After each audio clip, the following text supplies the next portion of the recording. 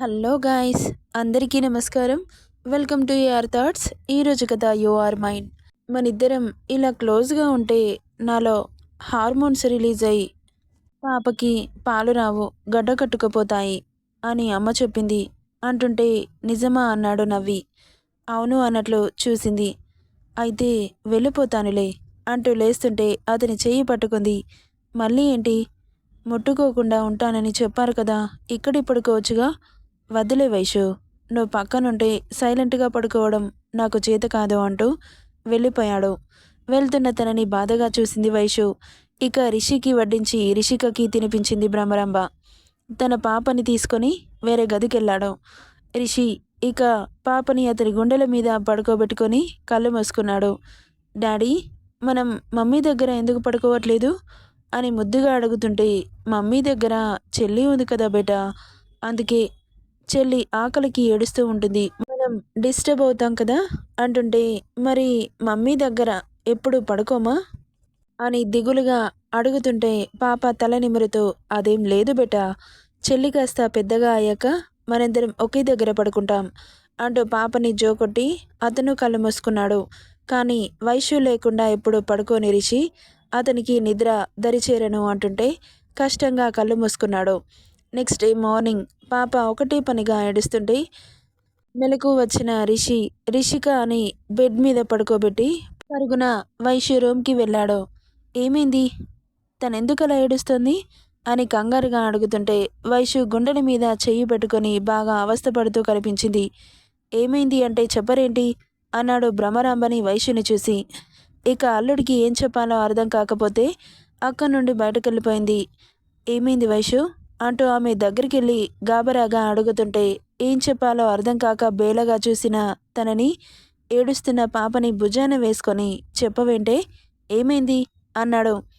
పాలు గడ్డకట్టి పాప పాలని తాగట్లేదు అని నొప్పితో బాధపడుతుంటే, అవునా, వెయిట్, నేను డాక్టర్కి కాల్ చేస్తాను అంటుంటే, మీరు ఆగండి అల్లుడు గారు, డాక్టర్ అవసరం లేదు అంటుంటే, మీరు కాస్త బయటకెళ్ళండి అంది వైషు చిన్నగా.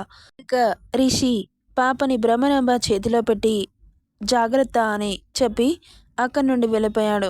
ఇక ముందుగా తనకి పాప ఎడమకాలితో దిష్టి తీయించి వేడి కాపడం పెడుతుంటే అప్పటి వరకు నొప్పితో బాధపడ్డ వైషు కాస్త రిలాక్స్గా అనిపించి మరొకసారి క్లీన్ చేసుకొని పాపకి నిప్పలు నోట్లో పెట్టింది. కాస్త నొప్పి తగ్గుముఖం పట్టగానే ఇక రాత్రి నుండి ఏడ్చిన పాప ఇప్పుడు అలా తాగుతుంటే అప్పటి వరకు నొప్పితో విలవిలలాడిన వైషు పాప అలా నిప్పల్ని నోట్లో పెట్టుకొని తాగుతుంటే చాలా హాయిగా అనిపించింది. బిడ్డని గుండెలకి అదుముకొని కళ్ళు మూసుకుంది వైషు. ఇక ప్రాబ్లం సాల్వ్ అయినట్లు అక్కడి నుండి వెళ్ళిపోయింది భ్రమరాంబ. ఇక తను వెళ్ళిపోగానే లోపలికొచ్చాడు రిషి. అప్పటి వరకు ఏడ్చి గోల చేసిన పాప కామ్గా తల్లిపాలని తాగుతుంటే ఆశ్చర్యంగా చూశాడు. ఇక కళ్ళు మూసుకొని తన అమ్మతనాన్ని ఆస్వాదిస్తున్న వైశ్యుని కూడా అలాగే చూస్తూ ఉండిపోయాడు. ఇంతకుముందు బాధపడ్డ వైషు ఇప్పుడు ఆ బాధ ఆమె ఫేస్లో కనిపించలేదు. పాపకి పాలు సరిపోవడంతో తల తిప్పి తండ్రిని చూసింది.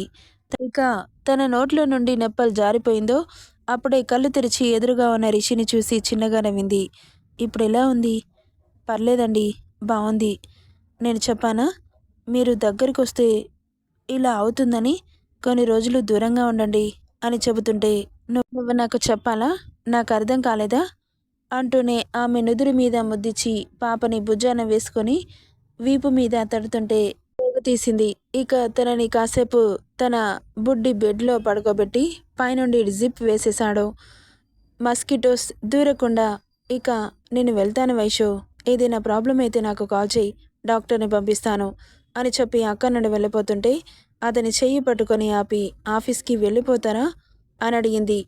ఎందుకు వెళ్ళకూడదు, ఇంట్లో ఉండి ఏం చేయమంటావు, ఇక మీరు నా రూమ్లో పడుకోరా అని బాధగా అడుగుతుంటే, ఇదంతా చూసిన తర్వాత కూడా నీ రూమ్లో ఇంకా ఎలా పడుకుంటాను తల్లి, ఆ సాహసం అస్సలు చేయను, నిన్ను టచ్ కూడా అంటుంటే కన్నీళ్లతో చూసింది. ఆమె మనసు భర్త స్పర్శ కోరుకుంటుంటే బ్రెయిన్ హెచ్చరిస్తోంది భర్తకి దూరంగా ఉండమని. ఇక అతని చెయ్యి వదిలి తల తిప్పేసుకుంది వైషు. ఆమె పక్కన కూర్చొని వైషు మోముని దోసిట్లోకి తీసుకొని, ఇలా అయిపోతే ఎలా వైషు, అందుకే డెలివరీ అయ్యాక అమ్మ వాళ్ళ ఇంటికి తీసుకెళ్తారేమో అన్నాడు. అయితే అమ్మని తీసుకొని ఊరికి వెళ్ళిపోనా అనింది. వద్దే బాబు, ఇక ఆఫీస్ మానుకొని నీ వెనక్కి రావాల్సి ఉంటుంది. కనీసం ఇక్కడుంటే కళ్ళతో నైనా చూసుకుంటాను. నువ్వు లేకుండా నేను ఎలా ఉంటానే వైషు అంటుంటే నవ్వింది వైషు. అయినా నువ్విలా అయిపోతే ఎలా వైషు? దగ్గరుంటేనే ఇంతలా బాధపడుతున్నావు. నువ్వింకా మీ అమ్మ వాళ్ళ ఇంటికెళ్తే నన్ను చూడకుండా ఉండగలవా? అమ్మో, అస్సలుండలేను కదా.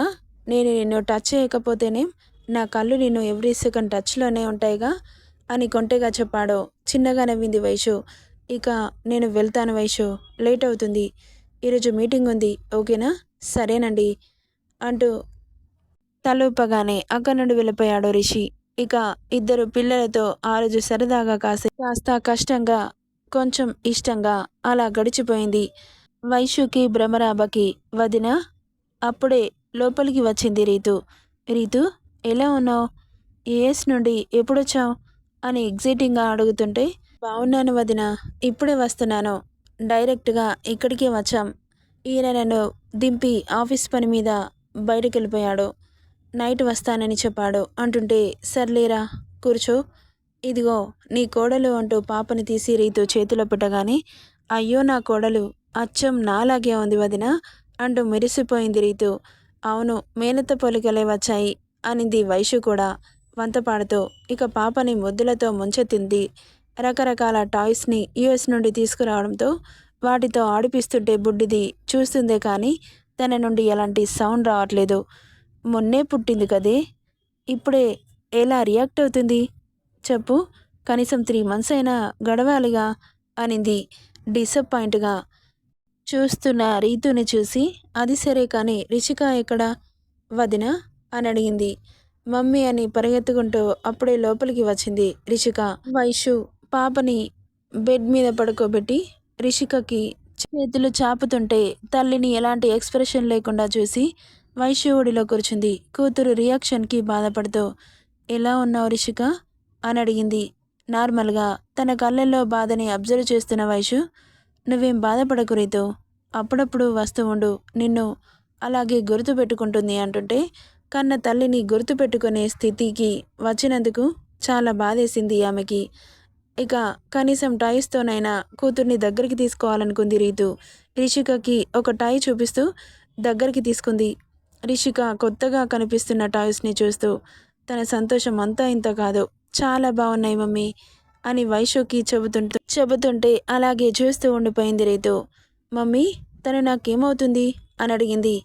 ఇప్పుడు వైషు పరిస్థితి ఎలా ఉంది అంటే, మమ్మీ అని చెప్పాలా లేక అత్త అని చెప్పాలా? మమ్మీ అని చెబితే నువ్వే కదా మమ్మీవి, తను ఎట్లా అవుతుంది అని అంటుంది.